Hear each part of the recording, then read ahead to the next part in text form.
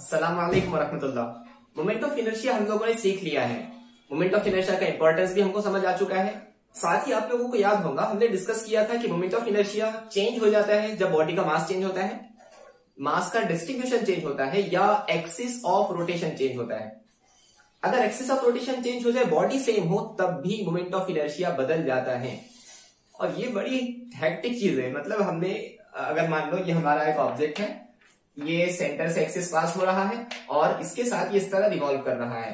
तो सेंटर से axis pass हो रहा है ना, आपकी तरफ आने वाला एक्सिस, तब मोमेंट ऑफ इनर्शिया हमने निकाल दिया। रिंग के केस में, डिस्क के केस में, रॉड के केस में आपको याद भी हो चुका होगा। हमने क्या किया, सिर्फ एक्सिस ऑफ रोटेशन चेंज किया है। पहले सेंटर से पास हो रहा था, अब एक्सिस ऑफ रोटेशन एक एंड से पास हो रहा है, तो हमारी बॉडी का रोटेशन इस तरह हो जाएगा। अरे दिख रहा है आपको? अब देखो, बराबर बॉडी का रोटेशन बदल गया तो मोमेंट ऑफ इनर्शिया बदल गया। तो क्या हम पूरे मैथमेटिकल कैलकुलेशन डबल से करें? ये तो बड़ा मुश्किल काम है। कुछ तरीके हैं जिससे हम उन मैथमेटिकल कैलकुलेशन को किए बगैर बॉडी का मोमेंट ऑफ इनर्शिया कैलकुलेट कर सकते हैं। उसमें से एक तरीका आपके सामने पैरेलल एक्सिस थ्योरम। तो पैरेलल एक्सिस थ्योरम अगर पूछता है तो हम सबसे पहले उसका स्टेटमेंट लिखेंगे। मैं इसको समझा देता हूं। इतना बड़ा स्टेटमेंट देखकर डरने की जरूरत नहीं है। ये स्टेटमेंट लेक्चर होते होते आपको ये स्टेटमेंट आपको याद हो चुका होगा, इतना आसान है। स्टेटमेंट देखते हैं। Moment of inertia of an object about any axis. तो let us consider there is a object here. ये हमारा कोई ऑब्जेक्ट है, कोई भी रैंडम शेप का ऑब्जेक्ट ले सकते हैं हम। उसमें एक कोई पॉइंट है, कोई पॉइंट लेंगे। Let us consider there is a random point O. यहां से एक्सिस ऑफ रोटेशन पास हो रहा है और प्लेन पर परपेंडिकुलर है। ये एक्सिस ऑफ रोटेशन, इसके अलावा मोमेंट ऑफ इनर्शिया लेंगे आई ओ। उसने क्या कहा, moment of inertia of an object about any axis, मतलब इस एक्सिस के around moment of inertia is equal to moment of inertia of an object of a body of a lamina about any axis is equal to, आगे देखें, is equal to the sum of मतलब addition लिखना पड़ेगा। सम में हमेशा दो चीजें आती हैं, यहां पर आएंगे, यहां पर कुछ दो अलग अलग चीजें आएंगी। चलिए देखते हैं किसका सम है। Sum of its moment of inertia about an axis parallel to the given axis. मतलब ये जो गिवन एक्सिस है ना, बॉडी का ही मोमेंट ऑफ इनर्शिया, एक्सिस कौन सा, इसके पैरेलल कोई दूसरा एक्सिस है। हमने इसके पैरेलल एक दूसरा एक्सिस ड्रॉ किया, इसके पैरेलल एक दूसरा एक्सिस ड्रॉ किया। लेकिन देखिए कंडीशन क्या है, about an axis parallel to the given axis and passing through centre of mass. ये एक्सिस कहां से पास होना चाहिए, this axis must be pass through centre of mass of the body. दो कंडीशन है, बॉडी का मोमेंट ऑफ इनर्शिया किसी axis से निकालना है, उसकी पैरेलल दूसरा एक्सिस लो, गिवन एक्सिस के पैरेलल दूसरा एक्सिस लो, and that axis should pass through where centre of मास। वो एक्सिस सेंटर ऑफ मास से पास होना चाहिए। तो मोमेंट ऑफ इनर्शिया इस एक्सिस के अराउंड आईसी ले लेते हैं। तो सब में यहां वाला टर्म क्या आ गया, moment of inertia of parallel axis which is passing through centre of मास। आगे देखते हैं, एंड प्रोडक्ट ऑफ, तो दूसरे टर्म के अंदर प्रोडक्ट है। प्रोडक्ट मतलब मल्टीप्लीकेशन, तो यहां पे मल्टीप्लीकेशन लिख लो। जब भी मल्टीप्लीकेशन आएगा तो दो टर्म आना जरूरी है। Product of mass of object, object का मास, मान लो कैपिटल एम ऑब्जेक्ट का मास है, and square of distance between two axis. इन दोनों एक्सिस के बीच का डिस्टेंस मान लेते हैं h है। तो मास इंटू डिस्टेंस का square, that means h square. This is the expression for parallel axis theorem.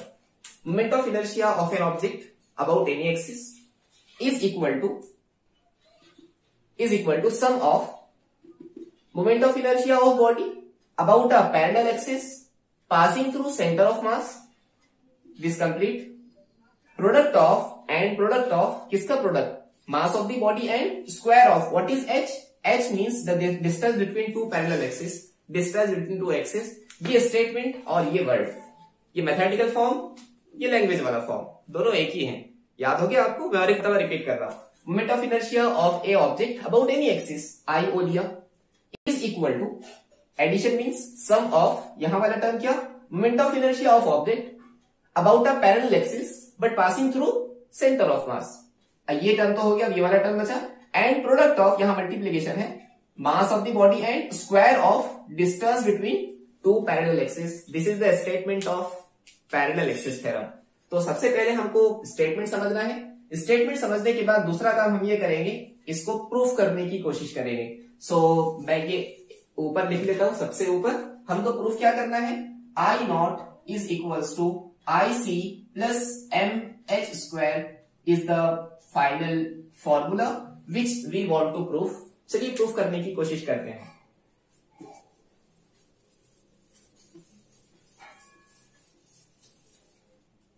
हम क्या करेंगे, एक रैंडम पॉइंट कंसीडर करेंगे। एक रैंडम पॉइंट यहां पे है, इस पॉइंट को नाम देते हैं पॉइंट P, और इसका मास, ये पॉइंट का मास है dm, छोटा सा पार्टिकल है, छोटा सा मास ले लेंगे उसका। अब देखिए हमारी बॉडी इस तरह हॉरिजॉन्टल प्लेन में है, करेक्ट। एक्सिस ऑफ रोटेशन बीच में से पास हो रहा होगा, यहां पार्टिकल है, तो एक्सिस ऑफ रोटेशन से पार्टिकल का डिस्टेंस मान लेते हैं ये वाला डिस्टेंस। हम पहले ये दोनों को यहां से डिस्टेंस मान लेते हैं। हमारा ये पार्टिकल का नाम OC, इसका नाम कुछ भी रख सकते हैं, इसका नाम हम D रख लेंगे ताकि आसानी हो जाए, एक तरह की सिमेट्री मिल जाए। O, ये CD है, इसके बीच का डिस्टेंस। हमने हमारे गिवन एक्सिस से इसका डिस्टेंस निकाला, ये एक्सिस से डिस्टेंस OD हो जाएगा। अगर हमने इन दोनों एक्सिस को ज्वाइन किया और यहाँ एक लाइन बना दी, दोनों एक्सिस के बीच का डिस्टेंस h है, that means OC is equal to h, और ये पार्टिकल का हम नाम रखते हैं पार्टिकल n। ये एक इमेजिनरी कंस्ट्रक्शन है जो कि ज्यादा काम में आने वाला नहीं है।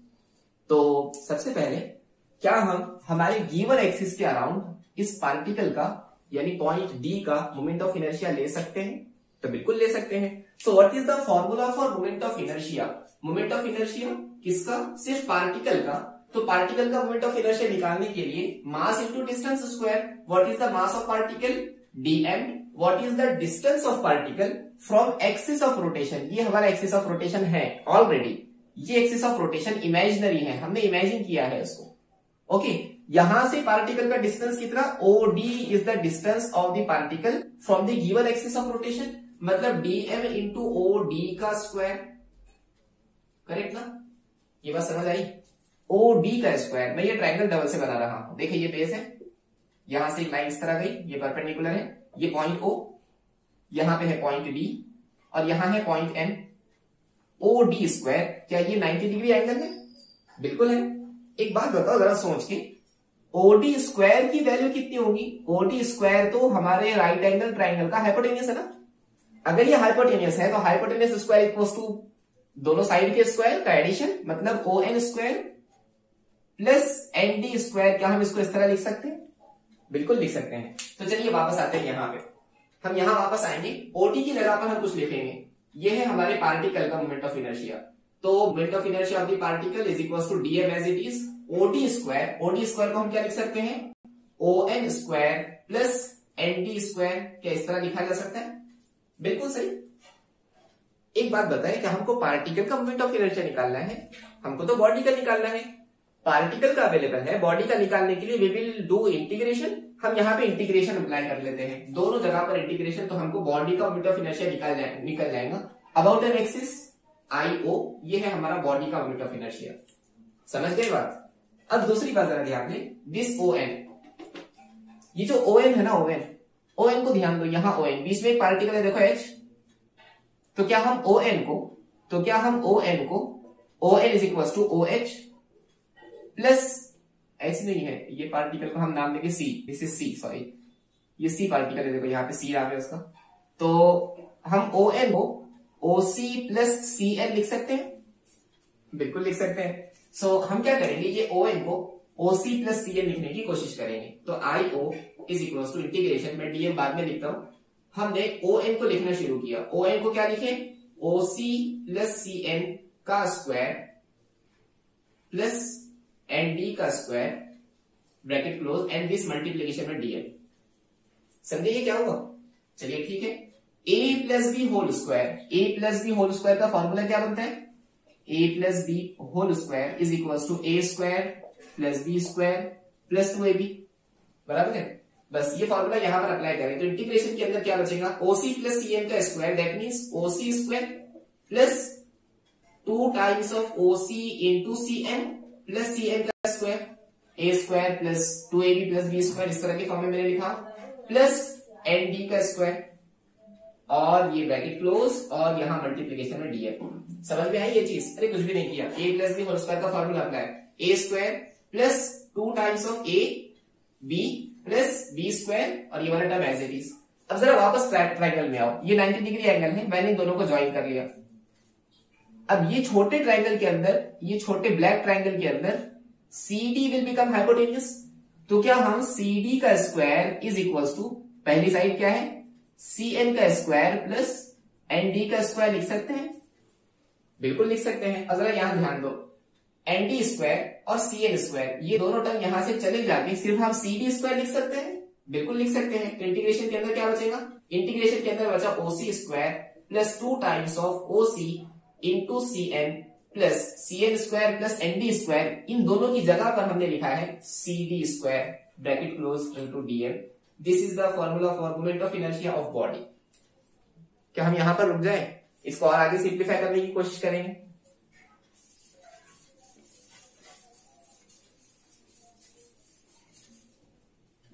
चलिए ब्रैकेट ओपन कर लेते हैं। So IO is equals to integration of OC square into dm plus integration of 2 times of OC into cn into dm, okay, plus integration of cd square into dm। बराबर, हमने सिर्फ bracket को multiply किया, open किया और integration को addition में है इसलिए सेपरेट कर लिया। अब जरा ध्यान दें, अब जरा ध्यान दें, खूब ध्यान दें इधर, OC square into dm, OC यहां पे क्या है, but OC is equals to, OC देखो h के मानों में है,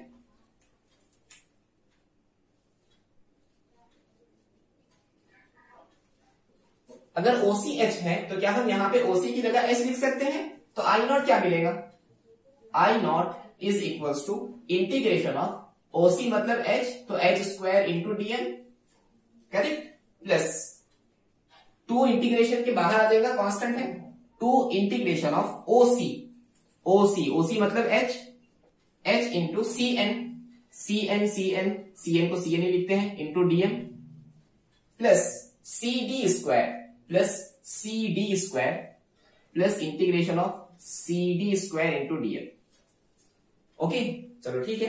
तो this I naught is equals to, क्या दो एक्सिस के बीच का डिस्टेंस रोटेशन के वक्त में बदल सकता है, बिल्कुल नहीं बदलेगा, ये तो कांस्टेंट है, तो कांस्टेंट बाहर आ जाएगा इंटीग्रेशन की और अंदर बचेगा dm plus 2 times of h बाहर आ गया, इंटीग्रेशन के अंदर बचा cn into dm plus integration of cd square into dm।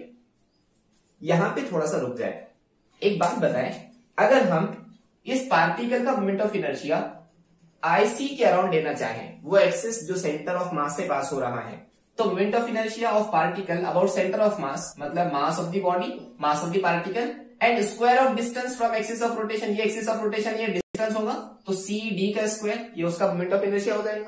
अगर पूरी बॉडी का निकालना है तो IC will be equal to integration of CD square dm, ये लिख सकते हैं हम, यहां आ जाए CD स्क्वायर इंटू dm मतलब IC लिखा जा सकता है,